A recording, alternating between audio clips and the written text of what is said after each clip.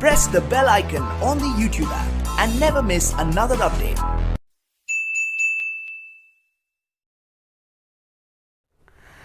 Hello viewer, welcome to Raju Sen Gupta classes. मैं रश्मि। चलिए आज का वीडियो शुरू करते हैं। आज का जो टॉपिक है ये क्या है? इन्वेस्टमेंट।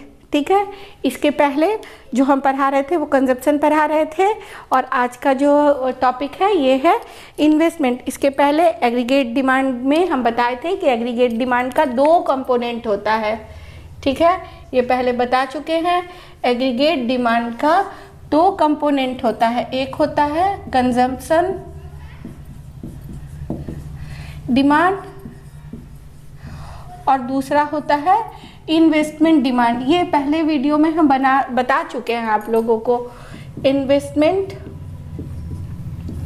डिमांड। ठीक है, फिर ये भी 2 तरह का होता है जिसमें एक प्राइवेट और एक होता है पब्लिक, और ये भी 2 तरह का होता है, एक होता है प्राइवेट इन्वेस्टमेंट और दूसरा होता है पब्लिक इन्वेस्टमेंट। ठीक है, एक होता है प्राइवेट इन्वेस्टमेंट और एक होता है पब्लिक इन्वेस्टमेंट। प्राइवेट निजी व्यक्तियों के द्वारा किए गए निवेश को प्राइवेट इन्वेस्टमेंट कहते हैं। निजी व्यक्तियों के द्वारा किए गए निवेश को प्राइवेट इन्वेस्टमेंट कहते हैं और गवर्नमेंट के द्वारा किए गए निवेश को पब्लिक इन्वेस्टमेंट कहते हैं। ठीक है, तो ये बता दिए। अब इन्वेस्टमेंट क्या होता है? Investment refers to the expenditure, देखिए यहाँ लिख दिए हैं, investment refers to the expenditure incurred by the producer. Producer के द्वारा पूंजीगत वस्तुओं पर किए गए निवेश को हम लोग क्या बोलते हैं? इन्वेस्टमेंट बोलते हैं। ठीक है, यहाँ लिख दिए हैं, investment refers to the expenditure incurred by the producers on the purchase of, किस पे? On the purchase of capital goods। ठीक है, जिस such as machinery, plant and the like. इसी तरह के मशीनरी, प्लांट, इस सब की तरह के पूंजीगत वस्तुओं पे जो प्रोड्यूसर के द्वारा इन्वेस्टमेंट किया जाता है, निवेश किया जाता है, उसको हम लोग क्या बोलते हैं? इन्वेस्टमेंट बोलते हैं। ठीक है, ये क्या करता है? It adds the capital of the producer। ठीक है, कैपिटल को, प्रोड्यूसर के कैपिटल को ये बढ़ाता है। क्या? इन्वेस्टमेंट। इसीलिए इन्वेस्टमेंट को क्या बोलते हैं? कैपिटल फॉर्मेशन भी बोलते हैं। कैपिटल फॉर्मेशन भी बोलते हैं इन्वेस्टमेंट को। ठीक है, अब इन्वेस्टमेंट 2 तरह का होता है, एक होता है इंड्यूस्ड और दूसरा होता है ऑटोनोमस। इन्वेस्टमेंट देखिए 2 तरह का होता है, एक होता है इंड्यूस्ड और दूसरा होता है इंडिपेंडेंट या ऑटोनोमस। ठीक है, अब बारी बारी से इसको बताएंगे। इंड्यूस्ड इन्वेस्टमेंट क्या है? इंड्यूस्ड इन्वेस्टमेंट क्या होता है? देखिए, इसके पहले हम लोग क्या पढ़े हैं कि consumption is the function of income. पढ़े हैं पहले, consumption is the function of income. Economy में इनकम लेवल जैसे जैसे बढ़ते जाता है, क्या होता है कि कंजप्शन डिमांड भी बढ़ते जाता है। लोग ज़्यादा से ज़्यादा उपभोग की वस्तुओं का मांग करने लगते हैं। तो इससे क्या होता है? ज़्यादा मांग होने से प्रोड्यूसर सोचता है कि अगर हम ज़्यादा से ज़्यादा इनकी मांग को सेटिस्फाई करेंगे, सप्लाई करेंगे, तो हमको ज़्यादा प्रॉफिट होगा, क्योंकि वस्तुओं की कमी होने लगती है। उस समय प्रोड्यूसर क्या होता है? जब इनकम लेवल हाई होता है, कंजप्शन हाई होता है, उस समय प्रोड्यूसर अधिक लाभ कमाने के लिए ज़्यादा से ज़्यादा माल का सप्लाई करने लगता है। प्रोड्यूसर अपना जो प्रोडक्शन है उसको बढ़ाता है, उसको बढ़ाने के लिए वो क्या करता है? ज़्यादा से ज़्यादा इन्वेस्टमेंट करता है। यानी कि इनडायरेक्टली जो है प्रोड्यूसर का इन्वेस्टमेंट किस पर डिपेंड हो जाता है? Income level of the economy पे डिपेंड होता है। एक बार फिर से समझ लीजिए कि क्या होता है। इनकम लेवल इकोनॉमी में बढ़ने पर कंजप्शन बढ़ता है, कंजप्शन डिमांड बढ़ता है, एग्रीगेट डिमांड बढ़ता है। कंजप्शन बढ़ने पर क्या होता है कि मार्केट में लोग ज़्यादा से ज़्यादा उपभोग की वस्तुओं की मांग करने लगते हैं, जिससे प्रोड्यूसर को सप्लाई बढ़ाना पड़ता है और इसके लिए वो क्या करता है, अधिक लाभ कमाने के लिए प्रॉफिट के लालच में ज़्यादा से ज़्यादा इन्वेस्टमेंट करने लगता है कैपिटल गुड्स पे। ठीक है, यानी कि income there is positive relation between induced investment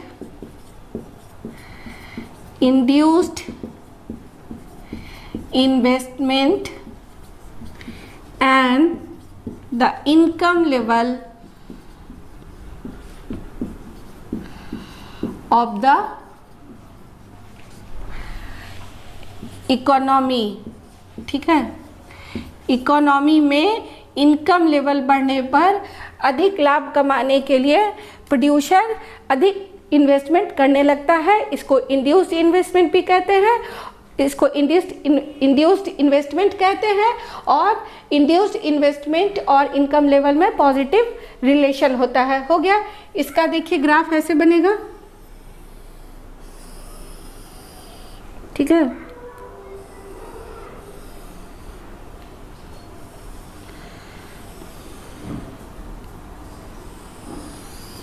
ये हो गया इन्वेस्टमेंट। ठीक है, यहाँ इनकम है और यहाँ इन्वेस्टमेंट है। ठीक है, अब ऑटोनोमस इन्वेस्टमेंट बताते हैं। चलिए, तो अब ऑटोनोमस इन्वेस्टमेंट ये क्या है?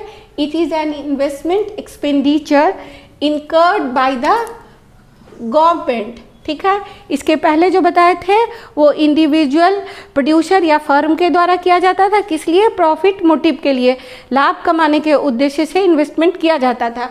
और ये क्या है? ये है it is an investment expenditure incurred by the government. ये गवर्नमेंट के द्वारा, सेंट्रल गवर्नमेंट हो या स्टेट गवर्नमेंट हो, उसके द्वारा किया जाता है with a view to promoting the level of aggregate demand. Aggregate demand, मांग की मात्रा में वृद्धि करने के लिए सरकार के द्वारा इस तरह का इन्वेस्टमेंट किया जाता है। जैसे रोड्स है, फ्लाईओवर है, ये सब बनवाया जाता है। इसका उद्देश्य, जो इसका मेन एम है, वो प्रॉफिट नहीं होता बल्कि सोशल वेलफेयर होता है। इसलिए इसको इकोनॉमी में इनकम लेवल से कोई मतलब नहीं होता है, क्योंकि इसका कोई लाभ से, कोई प्रॉफिट से इसका कोई मतलब नहीं है। ठीक है, तो इसका जब हम लोग ग्राफ बनाते हैं तो ये बनता है आपको पैरेलल टू एक्स एक्सिस। ठीक है, यहाँ एक्स एक्सिस पे हम लोग क्या लेते हैं? इनकम लेते हैं। और इस पे क्या ले रहे हैं हम लोग? इन्वेस्टमेंट। ठीक है, ये इन्वेस्टमेंट गवर्नमेंट के द्वारा किया जाता है सोशल वेलफेयर के लिए। इनकम लेवल से इसका कोई मतलब नहीं होता। इसीलिए अगर इनकम लेवल Y1, Y2 बढ़ता है या घटता है तो भी ये देखिए पैरेलल टू एक्स एक्सिस रहता है, ये बढ़ता घटता नहीं है। ठीक है, और ये कांस्टेंट रहता है। क्या हुआ? तो अगर आप लोगों को एक क्वेश्चन आ सकता है कि what is the difference between induced investment and autonomous investment, तो क्या लिखेंगे? देखिए यहाँ पर कुछ पॉइंट बता दे रहे हैं। इधर इंड्यूस्ड है और इधर ऑटोनोमस है। ठीक है, ये क्वेश्चन आ सकता है या हो सकता है ऑब्जेक्टिव में भी दे। ठीक है, तो इसको हम लोग क्या करेंगे? देखिए पहला पॉइंट क्या होगा? इंड्यूस इन्वेस्टमेंट का क्या रहता है? प्रॉफिट मोटिव रहता है। ठीक है, पहला सबसे बड़ा जो डिफरेंस है। और ऑटोनोमस का क्या रहता है? Social welfare. इसको प्रॉफिट से कोई मतलब नहीं रहता है, कोई लालच नहीं रहता है इसको। ठीक है, दूसरा ठीक है। दूसरा, ये किसके द्वारा किया जाता है? ये individual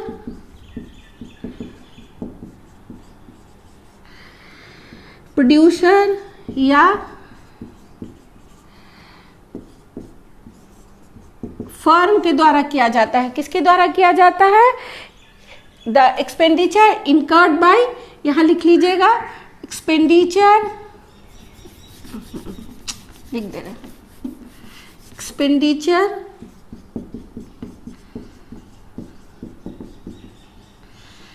incurred by individual producer और फर्म। और ये किसके द्वारा किया जाता है? सेंट्रल और स्टेट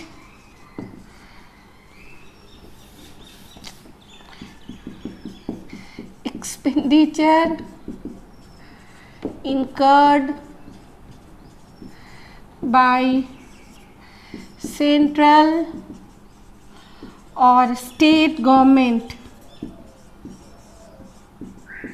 ठीक है। इसका ग्राफ कैसे होता है? इसका ग्राफ जो बताए थे, देखिए इसके पहले कि जब Y1 इनकम लेवल होता है तब कितना रहता है इन्वेस्टमेंट? I1 रहता है, और जब इनकम लेवल बढ़ करके Y2 हो जाता है तो इसका इन्वेस्टमेंट भी क्या हो जाता है? I2 हो जाता है। और इसका जो कर्व बनता है इंड्यूस्ड इन्वेस्टमेंट का, वो कैसा बनता है? इंड्यूस्ड इन्वेस्टमेंट का जो कर्व होता है अपवर्ड स्लोपिंग होता है।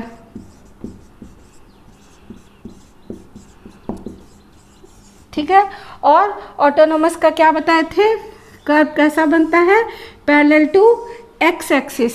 यहाँ इनकम लेवल है, इनकम चाहे कुछ भी हो, Y1 Y2 कुछ भी हो, इन्वेस्टमेंट में कोई फर्क नहीं पड़ता है। ये ऑटोनोमस इन्वेस्टमेंट कर्व है।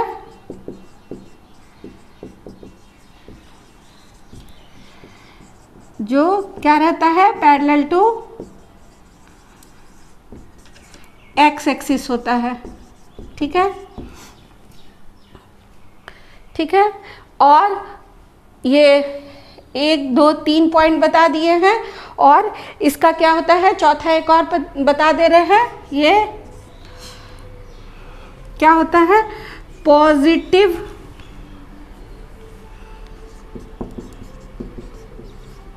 रिलेशन होता है विथ इनकम लेवल, या इसको यहाँ लिख लीजिएगा, इनकम इलास्टिक होता है। ये इनकम इलास्टिक होता है। जैसे जैसे इनकम बढ़ता है वैसे वैसे प्रॉफिट मोटिव के लिए प्रोड्यूसर के द्वारा या फर्म के द्वारा इन्वेस्टमेंट भी बढ़ते जाता है।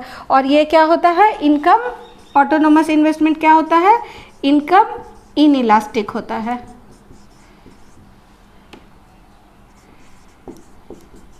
ठीक है, ये 4 पॉइंट बता दिए हैं। ये डिफरेंस है इंड्यूस्ड इन्वेस्टमेंट और ऑटोनोमस इन्वेस्टमेंट के बीच में। अब आइए इसके आगे बढ़ते हैं। आइए अब हम लोग पढ़ते हैं डिटरमाइनिंग फैक्टर ऑफ इन्वेस्टमेंट। इस इन्वेस्टमेंट को हम लोग कैसे निकालते हैं। ठीक है, तो इसको हम लोग निकालते हैं। 2 फैक्टर है जिस पे इन्वेस्टमेंट डिपेंड करता है। पहला क्या है? MEC, marginal efficiency of capital, या पूंजी की सीमांत उत्पादकता। और दूसरा है rate of interest.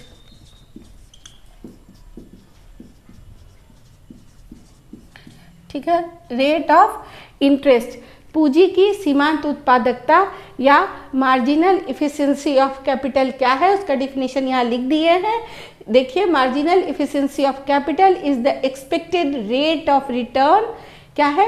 Rate of return है। एक्सपेक्टेड, ये क्या है? रेट ऑफ रिटर्न है of an additional unit of capital goods over it's cost.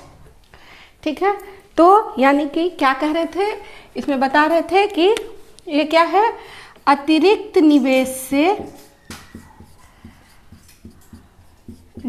से प्राप्त होने वाली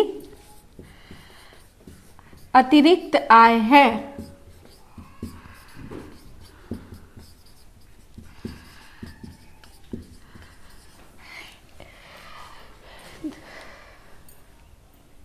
एक बार फिर से समझ लीजिए, ये क्या है, marginal efficiency of capital is the expected rate of return of an additional unit of capital goods over it's cost. Marginal word जैसा कि हम पहले भी बता चुके हैं, मार्जिनल का मतलब ही होता है वन एडिशनल यूनिट, ठीक है।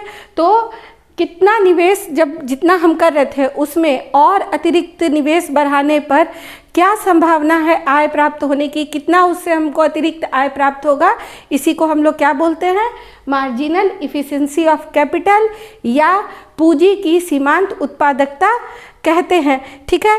इसको हम लोग कैसे निकालते हैं, ठीक है, देखिए अतिरिक्त आय की संभावना है, ठीक है।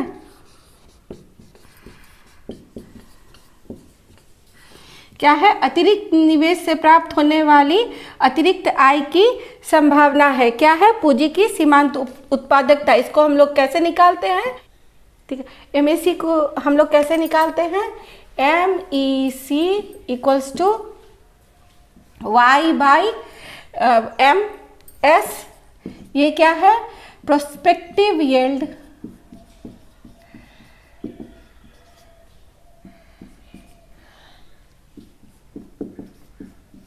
डिवाइडेड बाय सप्लाई प्राइस, ठीक है, prospective yield divided by supply price. Marginal efficiency of capital या पूंजी की सीमांत उत्पादकता को हम लोग कैसे निकालते हैं, इसका फॉर्मूला है Y by SP, prospective yield divided by supply price.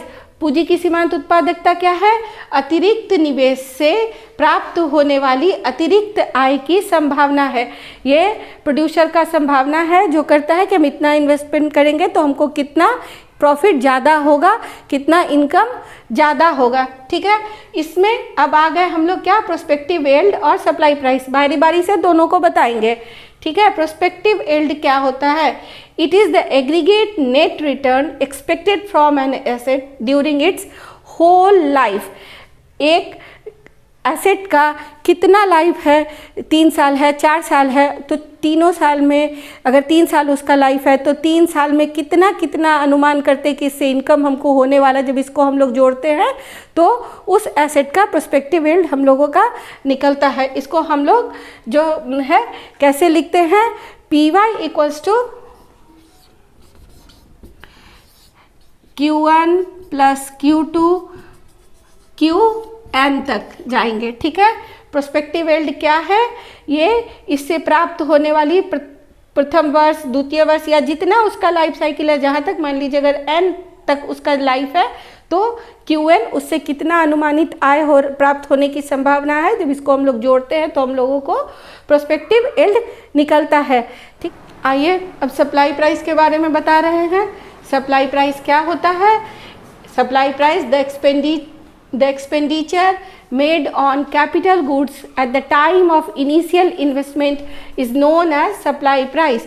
या किसी प्रोडक्शन शुरू करने के पहले जब हम लोग किसी मशीन पर, किसी प्लांट पे जितना इन्वेस्टमेंट करते हैं, शुरुआत में जो हम लोग खर्च करते हैं, ठीक है, जो इनिशियल इन्वेस्टमेंट करते हैं उसको हम लोग क्या बोलते हैं, सप्लाई प्राइस बोलते हैं, ठीक है। इसका फॉर्मूला क्या है, इसको हम लोग कैसे निकालते हैं, SP equals to PY1 prospective yield 1 plus M plus PY2 prospective yield of second year 1 plus M square 2 plus जितने साल तक मान लीजिए इसका लाइफ साइकिल N है तो PYN, ठीक है, बाय 1 प्लस M N, ठीक है। ये हो गया सप्लाई प्राइस का फॉर्मूला। तो अब फिर से आ जाते हैं हम लोग किस पे, MEC पे आ जाते हैं।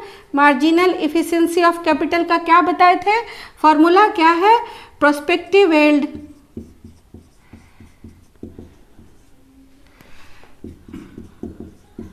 Divided by P supply price. ठीक है,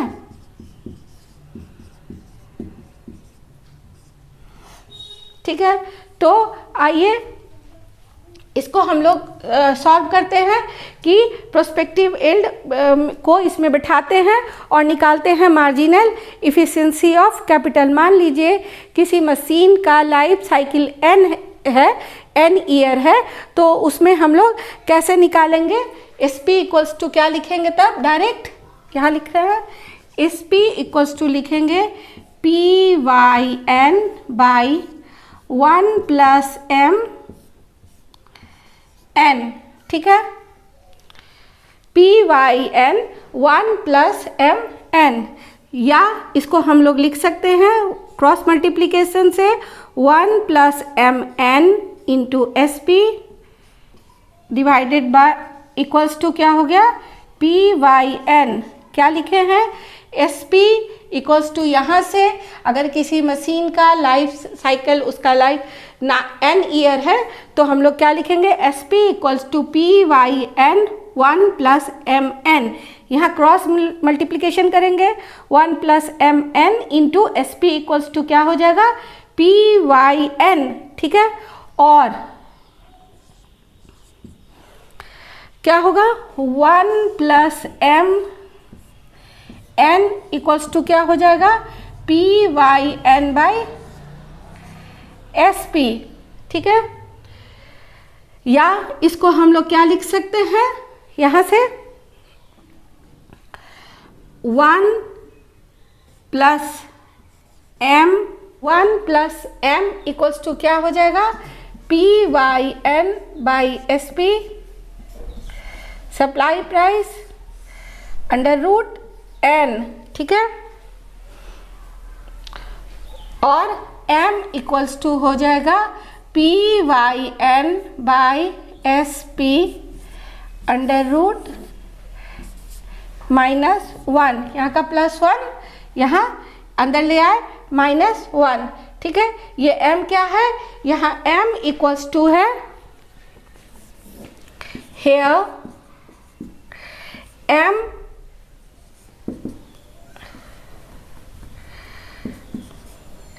मार्जिनल इफिशिएंसी ऑफ कैपिटल है। ठीक है, PY क्या है, प्रोस्पेक्टिव यील्ड है,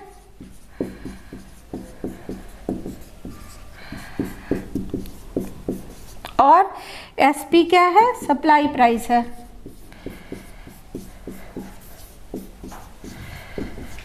ठीक है, तो किस पूंजी की सीमांत उत्पादकता हम लोग किस तरह से निकालते हैं, इस तरह से निकालते हैं। देखिए यहाँ बता दिए हैं कि पूंजी की सीमांत उत्पादकता इक्वल्स टू होता है संभावित या प्रस्तावित आय divided by supply price, prospective yield divided by supply price. और इसको इस तरह फार्मूला बनेगा, और यहाँ पर M equals to PYN divided by SP -1 under root n, ये यहाँ निकाल दिए हैं। ठीक है, नेक्स्ट वीडियो में रेट ऑफ इंटरेस्ट के बारे में बताएंगे, नहीं तो बहुत ज़्यादा लंबा हो जाएगा ये वीडियो।